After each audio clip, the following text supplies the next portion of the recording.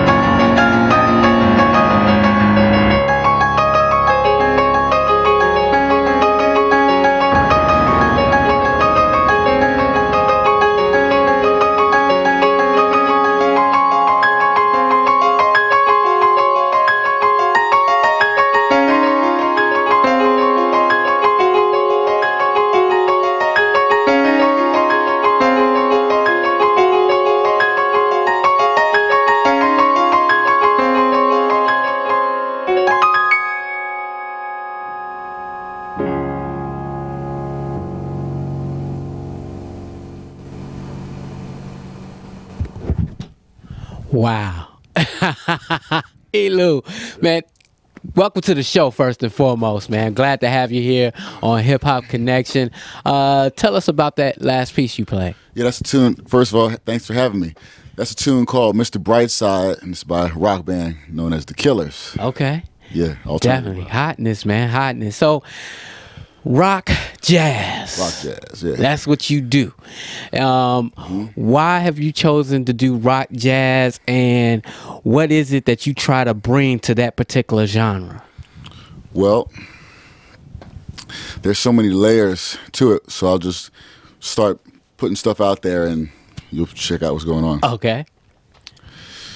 Basically, when I was in the strict jazz tradition, I couldn't get a record deal. Okay, okay. Now, I had toured the world with Wynton Marsalis. I toured the world with Elvin Jones, who had changed music with John Coltrane for 2 years. I toured with Roy Hargrove, Cassandra Wilson, all these people, but the powers that be who ran the record companies, even after I won the Thelonious Monk piano competition, first place, still decided to front and lock me out of the record deal thing, even though in jazz, we're not talking about platinum sales. We're just talking about art for art's sake. So that really hurt me. I took that very personal. And I don't understand why, you know? Right, because I just took that personal. I mean, you obviously had established yourself as an artist, and for jazz, you know, that's what it's all about, or at least that's what it should be all about. That's what they say it's all about. Right. But obviously you found out that it wasn't. Exactly. When it got down to it. And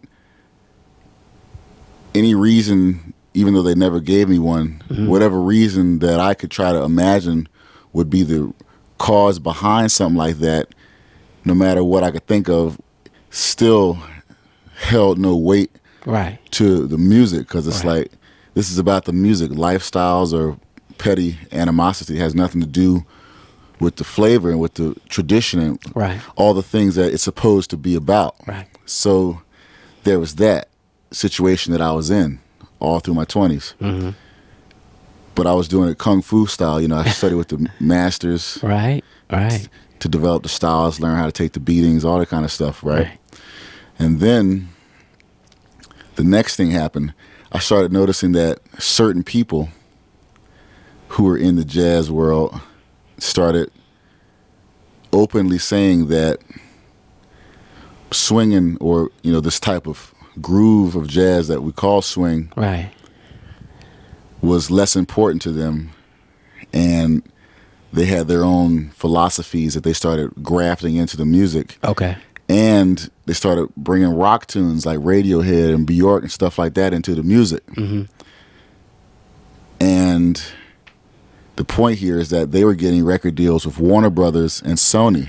While guys like me were like, we're here doing like Wynton Marsalis says, and swinging, paying these dues and learning all the traditional styles of jazz. Meanwhile, these other fellows are coming in and getting the cream, the cream, you know. So that was outrageous to me. And so it had a very, that type of music that I was hearing from them had a very European classical kind of sound to it, like Bach and Baroque music and stuff like that. And so, although it was pleasant to listen to, I was still wondering why I could not get a record deal. And so it all hurt me, but then I got through it, and I was doing a master class playing some of my tunes and some of my jazz stuff with the fire I play with for some kids at this private school in Chicago. That's my hometown. Oh, okay, yeah.